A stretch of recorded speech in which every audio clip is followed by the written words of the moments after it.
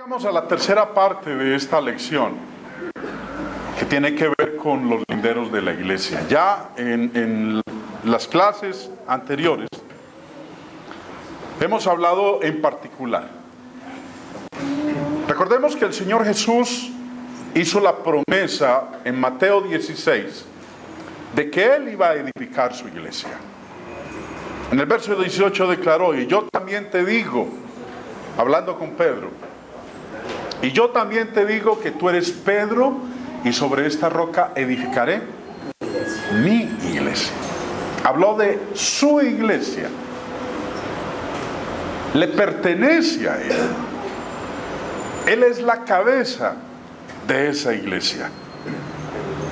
Y veíamos también nosotros, tomando como ejemplo lo que se le había dicho a Moisés, cuando Dios le instruyó con respecto a la construcción del tabernáculo.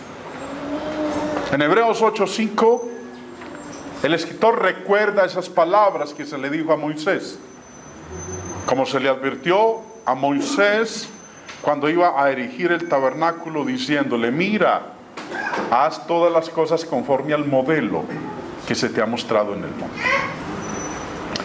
Haz todas las cosas conforme al modelo que se te ha mostrado en el monte. Siendo la iglesia del Señor, porque Él dijo: edificaré mi iglesia. El mismo Señor fue el que dijo cuál es el modelo, cuál es el patrón de esa iglesia. Una iglesia que construyó Dios, no el hombre. Si la iglesia fuera ideada por el hombre podría colocar por sí mismo las reglas, las condiciones y todos los detalles respecto de ella. Pero Cristo es la cabeza de su iglesia. Él es el que tiene toda la autoridad. Y hoy en día la iglesia existe siempre y cuando respete los linderos que Dios le dio. En Deuteronomio 27:17, Dios había dicho que aquel que se atreva a cambiar el lindero de su vecino, hablando de las propiedades físicas terrenales, estaba bajo ¿qué? Maldición. Estaba bajo maldición. Y también en Proverbios capítulo 22:28 había dicho: no traspases los linderos antiguos que pusieron tus padres. Ahora, Cristo, siendo el constructor de la iglesia, el edificador de ella, porque Él mismo lo dijo: edificaré mi iglesia. Él fue el que a ella le puso los linderos. No podemos nosotros, bajo ninguna circunstancia, llegar a traspasarlos. Bueno, la iglesia, siendo la iglesia del Señor, necesita mantenerse claramente dentro de los límites de esos linderos que el Señor le colocó. Y uno de esos linderos divinos que el Señor le colocó a la iglesia es lo que tiene que ver con la adoración en ella. La regla con la cual se mide la adoración que nosotros, como miembros de la iglesia, hemos de realizar, está expuesto en las palabras que el mismo Señor Jesús compartió con la mujer en el pozo de Jacob, la mujer samaritana. Juan, en el capítulo 4, registra estas palabras de nuestro Señor Jesús cuando hablaba con la mujer samaritana. Dios es espíritu, y los que le adoran en espíritu y en verdad es necesario que adoren. Ahora, en este versículo, el Señor Jesús expone tres aspectos de la adoración. El primero tiene que ver con el objeto de la adoración: Dios. Es lo primero que el Señor Jesús dice aquí. Lo segundo que el Señor expone tiene que ver con la disposición del adorador. Dice que debe ser en espíritu. Y lo tercero que el Señor expone es la manera como se debe hacer esa adoración. Y debe ser en verdad. Ahora, vamos a hablar de cada una de esas tres. Vamos a ampliarlas un poquito más. Empecemos con la primera. El objeto de la adoración, el único objeto de la adoración por parte del hombre, es Dios. Jesús mismo lo dijo, Dios es espíritu. Y los que le adoran.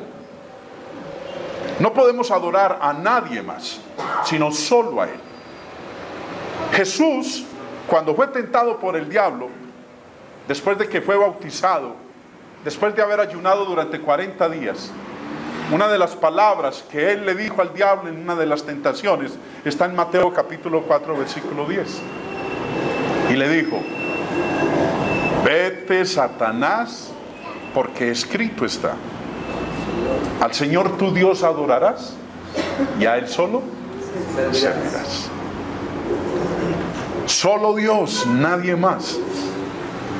Ahora, tenemos dos ejemplos en la Escritura de dos hombres de Dios que en un momento, siendo siervos de Dios, optaron por adorar a alguien diferente a Dios. El primer caso que nosotros tenemos en el Nuevo Testamento de un siervo de Dios dirigido en adoración a alguien que no era Dios mismo es el caso del apóstol Pedro en Hechos capítulo 10. Perdón, fue a él a quien adoraron. Y sabemos que en esta ocasión, cuando Pedro estaba visitando a Cornelio, dice el texto en el verso 25, cuando Pedro entró, salió Cornelio a recibirle y postrándose a sus pies, adoró. Ahora, Jesús, cuando hablaba con la mujer samaritana, Él dijo que si vamos a adorar a alguien, al único que podemos adorar es a quién. A Dios. Es a Dios, no más. Ahora, es interesante lo que nos dice aquí el pasaje, que cuando Pedro entró en la casa de Cornelio, la actitud de homenaje, de reverencia y de respeto que este hombre le expresó y le manifestó, fue que se postró a sus pies y le adoró. ¿Y cuál fue la reacción de Pedro? Verso 26. Mas Pedro le levantó diciendo, levántate, pues yo mismo también soy hombre. Yo soy como usted. Yo no soy superior a usted. Yo soy una criatura como lo es usted. El hombre no se puede adorar. Al hombre no se debe adorar.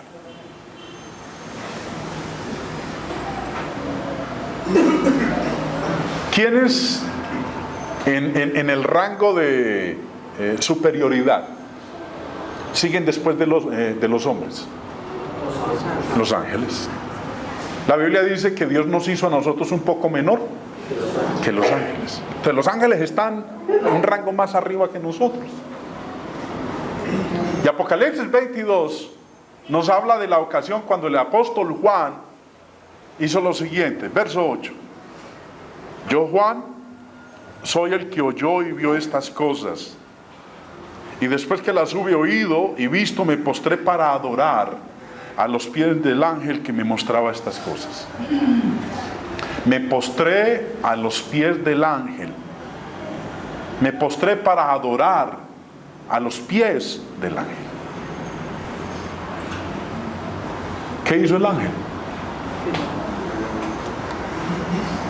Pero él me dijo, el ángel le dijo a Juan, mira, no lo hagas, porque yo soy consiervo tuyo, de tus hermanos los profetas y de los que guardan las palabras de este libro. Adora a Dios. Hermano Pedro. Podemos decir que uno de los significados de la palabra o de lo que es la adoración es arrodillarse. No necesariamente, ¿sí? Porque existen varias maneras de mostrar la postración. Una de ellas es arrodillarse. Pues como lo mostró estos dos pasajes.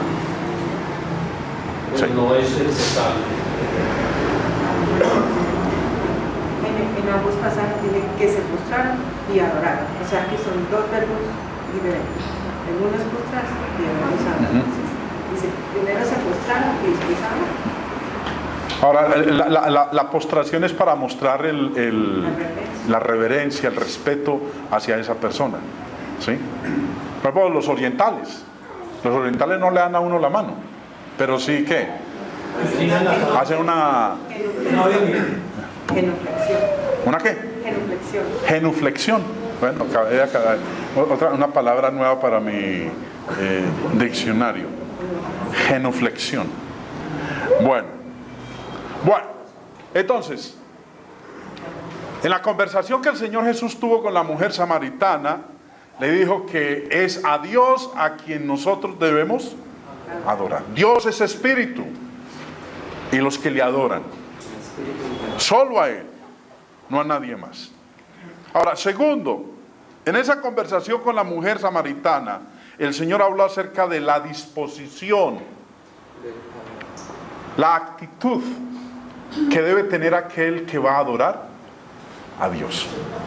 Y como dice ahí el versículo, debe ser en espíritu. Ahora, cuando hablamos del espíritu, nosotros no podemos ver el espíritu, porque el espíritu es invisible. El espíritu es como el viento.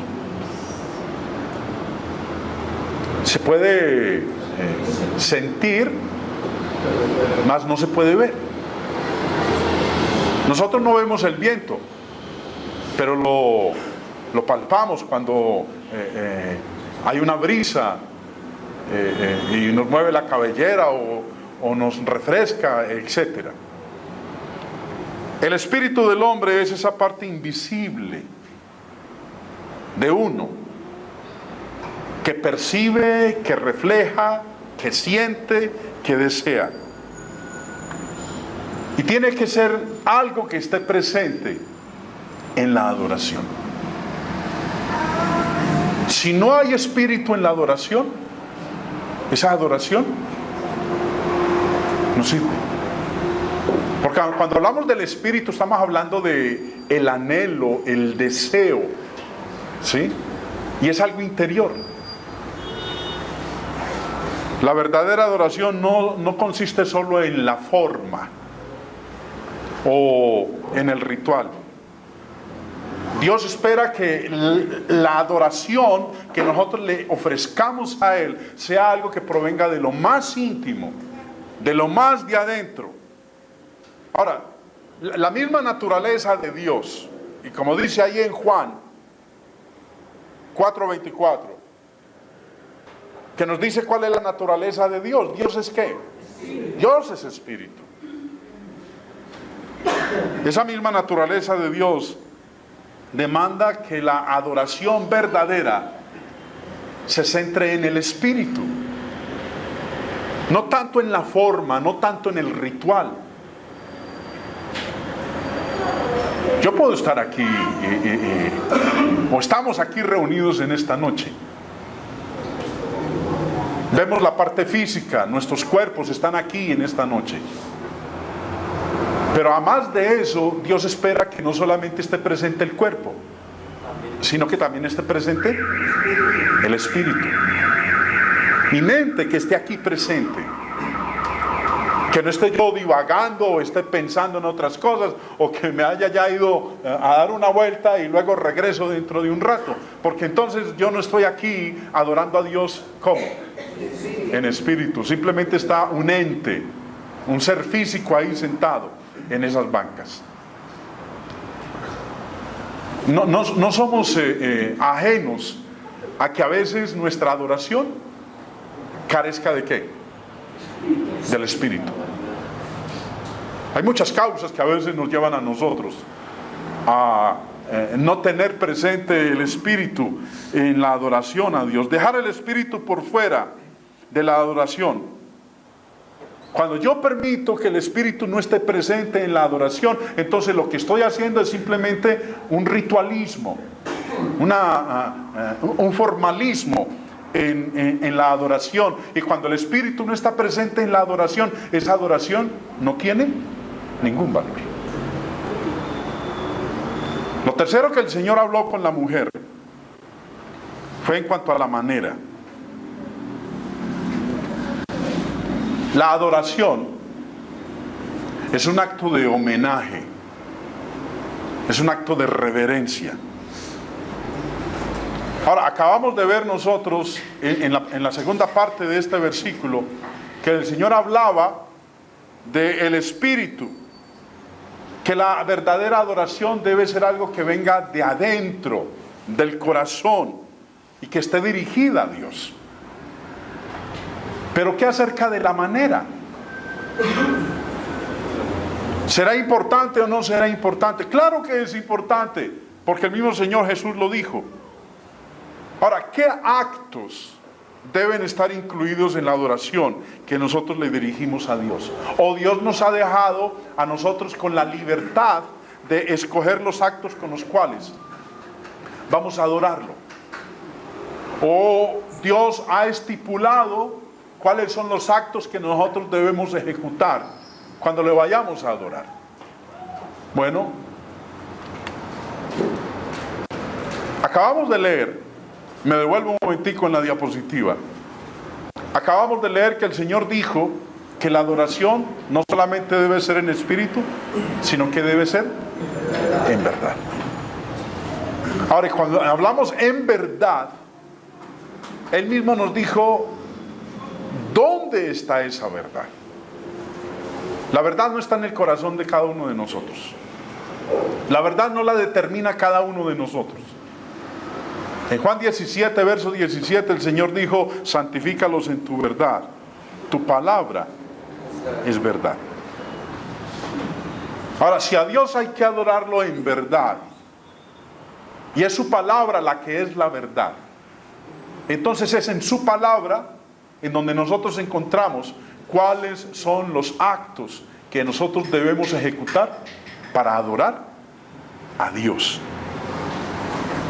Cada acto que nosotros vayamos a realizar como un acto de adoración a Dios tiene que estar autorizada por la palabra de Dios. Si no está ahí, si ese acto de adoración que yo le estoy ofreciendo a Dios no está en su palabra, entonces esa adoración se convierte en una adoración vana. No sirve. En Mateo 15, el Señor dijo en el verso 9: mas en vano me rinden culto. Pierden el tiempo los que me adoran. En vano me rinden culto enseñando como doctrinas preceptos de hombres. Cuando el acto, cualquiera que sea, es algo que estipuló el hombre, determinó el hombre, lo mandó el hombre, así yo me derrame, así esté mi corazón presente, así lo haga con todo mi espíritu, el mismo Señor Jesús declaró que esa adoración o ese culto que el hombre le esté ofreciendo es vano. No pasa del techo. Dios no lo acepta. En época de Semana Santa nosotros vemos cuántos seres humanos se flagelan, hacen sus procesiones de rodillas o descalzos y dicen que es una manifestación de respeto y de adoración. ¿A quién? A Dios. Pero eso no lo mandó Dios. Ahora, si no lo mandó Dios, aquellos que se están flagelando, aquellos que están lastimando su cuerpo, aún lo hagan con un corazón pleno. Jesús fue claro al decir que eso es vano. Dios no lo acepta. Ahora, un estudio de la palabra de Dios revela cuáles son los actos de adoración. Yo no tengo que suponer o imaginarme o rascarme la cabeza o devanarme los sesos para descubrir cuáles son esos actos de adoración. Dios ya lo dijo. Los actos de adoración que nosotros debemos ofrecerle a Dios son 5. En Hechos de los Apóstoles, capítulo 2, están mencionados 4 de ellos. Dice: de la iglesia en el primer siglo, de los primeros cristianos, Hechos 2:42, y perseveraban en la doctrina de los apóstoles, en la comunión unos con otros, en el partimiento del pan y en las oraciones. Aquí están mencionados 4 de los 5 actos de adoración. El otro que no está mencionado aquí, ¿cuál es? La alabanza a Dios. Pero la iglesia en el primer siglo perseveraba en estos 5 actos de adoración. 4 están mencionados aquí: la doctrina de los apóstoles, la enseñanza, la comunión unos con otros, la ofrenda, el partimiento del pan y las oraciones. Y el otro que no aparece aquí, sino en Colosenses 3:16, que ahorita dentro de un momento lo vamos a citar, que es el de la alabanza a Dios.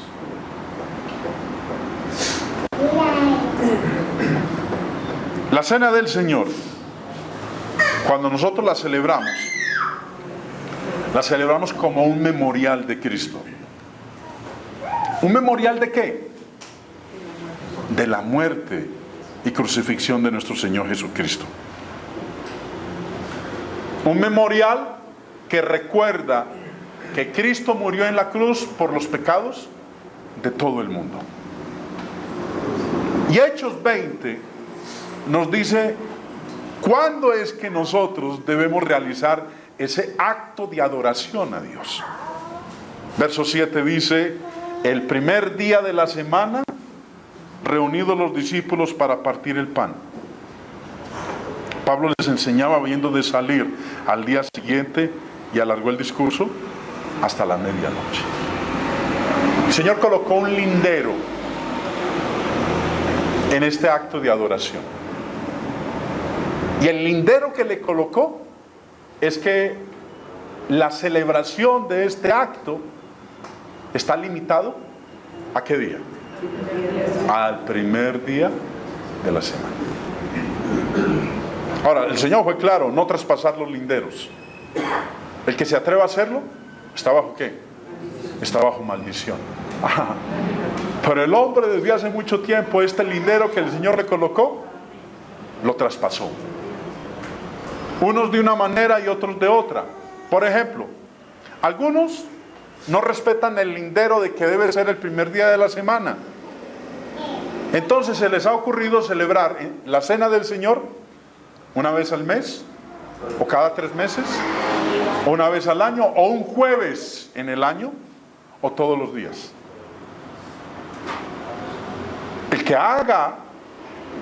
El que viole este lindero, el que lo expanda o el que lo acorte, está bajo maldición. Así nos reunamos una vez al año o un jueves en la noche y participemos de la cena y todos lloremos y nos demos golpes de pecho y nuestro espíritu esté ahí presente. Aun cuando sea de esa manera, esa conmemoración, ese culto que le estemos dando a Dios en esa ocasión, ¿es un culto qué? Es un culto vano. Así lo hagamos todos los días, es un culto vano, porque el lindero que Dios colocó, el lindero que el Señor Jesús le puso a este acto de adoración fue específico, y es el primer día de la semana. Primera de Corintios 16 dice el verso 1: en cuanto a la ofrenda para los santos, haced vosotros también de la manera que ordené en las iglesias de Galacia. Cada primer día de la semana, cada uno de vosotros ponga aparte algo, según haya prosperado, guardándolo, para que cuando yo llegue, no se recojan entonces ofrendas. Dios dijo cómo se financia su obra. Y dijo que la manera de financiar su obra es a través de ¿qué? De las ofrendas. Y también dijo, en el lindero que colocó a esa manera de financiar su obra, como acto de adoración a Dios, que esa ofrenda se debe recoger cada primer día de la semana, no en cada reunión. Ni tampoco está estipulado en su palabra que la manera de financiar la obra de Dios sea por medio de bingos, o de rifas, o de sorteos, o de venta de empanadas, o de buñuelos, o de almuerzos, o de desayunos, o de algos. No, eso no está estipulado en la palabra de Dios como obra de la iglesia para financiar el plan de Dios. El lindero del Señor es la ofrenda. Y dijo, ¿cuándo? Cada primer día de la semana. Pero muchos hombres han optado por traspasar ese lindero que el Señor colocó. Y ahora sí lo hagan con todo el corazón. Si no es conforme a la verdad, porque la adoración a Dios debe ser en espíritu y en verdad. Y la palabra de Dios, que es la verdad, nos dice cómo es que hay que hacerlo. Y cuando nosotros no respetamos ese lindero, aún así lo hagamos con todo el corazón, el Señor Jesús fue claro: ese culto o esa adoración es vana, porque es acorde a preceptos, acorde a mandamientos ¿de quiénes? De hombres. Colosenses 3:16 menciona el otro acto de adoración que no está en el grupo de Hechos 2:42, y es la alabanza. La palabra de Cristo mora en abundancia en vosotros, enseñándoos y exhortándoos unos a otros en toda sabiduría, cantando con gracia en vuestros corazones al Señor con salmos e himnos y cánticos espirituales. La alabanza a Dios. Nosotros ofrecemos a Dios fruto de labios. Y dice que nosotros, cuando le estemos cantando a Dios, debemos cantarle con gracia. ¿En dónde? En nuestros corazones.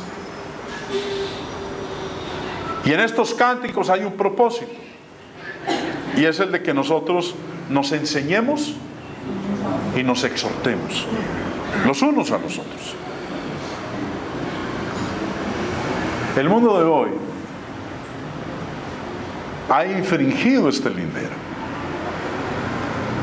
lo ha alterado. ¿Y de qué manera? Unos han alterado el lindero ¿por medio de qué? Iguales instrumentos. Por medio de añadirle instrumentos. Instrumentos de música. Porque aquí no están mencionados los instrumentos de música. Sí, están mencionados en el Antiguo Testamento. Eso no lo dudamos. Pero nosotros no estamos viviendo hoy bajo el Antiguo Testamento. Estamos viviendo bajo el Nuevo Testamento. Y en el Nuevo Testamento el Señor dice que el instrumento a utilizar para cantarle a Dios, ¿cuál es? Es el corazón, las cuerdas del corazón. Y dice también que esa alabanza o esos cánticos, esos himnos y esos salmos deben ser ¿de qué naturaleza? Espiritual. Pero ahora hay reggaetón, reggaetones espirituales, cumbia espiritual, vallenatos espirituales, salsa. Es impresionante cómo se ha recurrido a todo ese tipo de ritmos para tener a la gente contenta. Porque cantarle a Dios simplemente con salmos, con himnos y cánticos espirituales, muchos no gustan de eso, necesitan un poquito más de son, de sabor, que tenga picante, para que mueva a la gente y que el espíritu se estremezca, ¿sí? Eso es un lindero que el hombre ha pervertido, ¿sí? Que lo ha movido para darle cabida a todo eso. Ahora, estos actos de adoración, hermanos, nos están mostrando a nosotros qué es lo que Dios espera que nosotros le ofrezcamos. Nosotros no tenemos que hacer un consenso para determinar cómo hacerlo. Pero cuando nosotros empezamos a traspasar, a violar, a extender un poco más los linderos que el Señor le colocó a la iglesia, eso va a dar como resultado que la iglesia pierda su identidad. Su identidad como iglesia. ¿Como iglesia de quién? como iglesia de Cristo, la pierde por completo, porque se convierte entonces en una iglesia de hombres, en una iglesia acorde a la necesidad de la sociedad, no la iglesia que el Señor vino a plantar. Y si nosotros queremos mantener la identidad, nuestra identidad como iglesia de Cristo, debemos mantener la adoración verdadera, que es uno de los linderos que el Señor Jesús le colocó a su iglesia. Un cambio en alguna parte de la adoración resultará en pérdida de la identidad, y como el mismo apóstol Pablo lo advirtió en el primer siglo, en una apostasía, en una desviación de la verdad. A Moisés se le dijo cuando iba a construir el tabernáculo: mira, haz todas las cosas conforme al modelo que se te ha mostrado en el monte. Bueno, eso también se aplica a nosotros. Que lo que nosotros vayamos a hacer como iglesia debe ser acorde al modelo que nuestro Señor Jesucristo nos ha mostrado en su palabra. Porque su palabra es ¿qué? Es la verdad. No que nos reunamos los más sobresalientes dentro del pueblo de Dios, o los más viejos, y determinemos en un concilio, en un sínodo, cómo es que nosotros vamos a adorar a Dios. Hay una gran advertencia si nosotros nos desviamos. Esas palabras de Juan en su segunda carta, en el verso 9, dice: todo el que se desvía y no permanece en la enseñanza de Cristo no tiene a Dios. Todo el que se desvía. No dijo alguno, todo el que se desvía. Porque hay muchas maneras de desviarnos.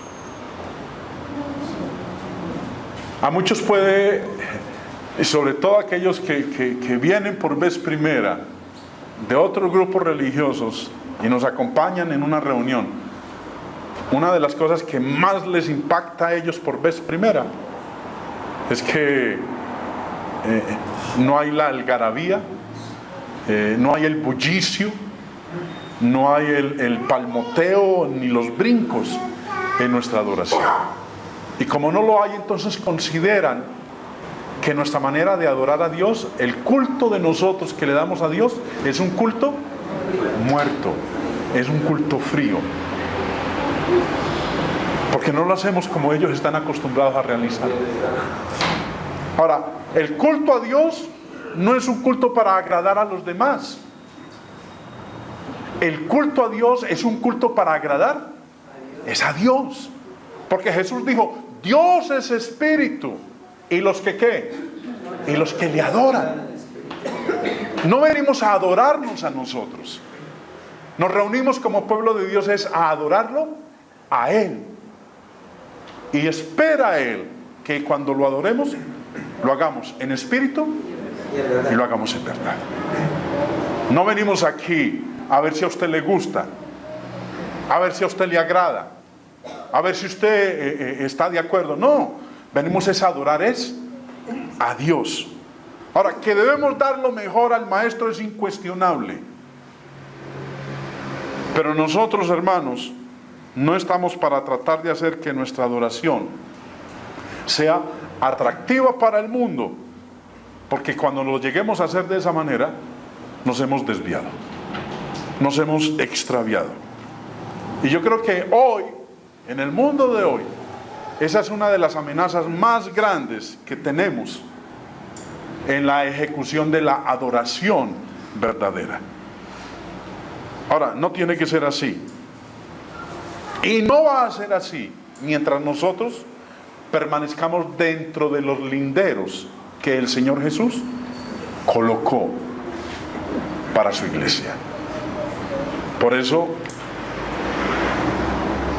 el haber alterado esos linderos después del siglo segundo fue lo que dio origen a todos los grupos religiosos que nosotros conocemos hoy en día. que empezó primero con la Iglesia Católica Romana, luego con la Iglesia Católica Griega y después con la Reforma Protestante en el siglo XV, con todos los otros grupos religiosos que nosotros conocemos.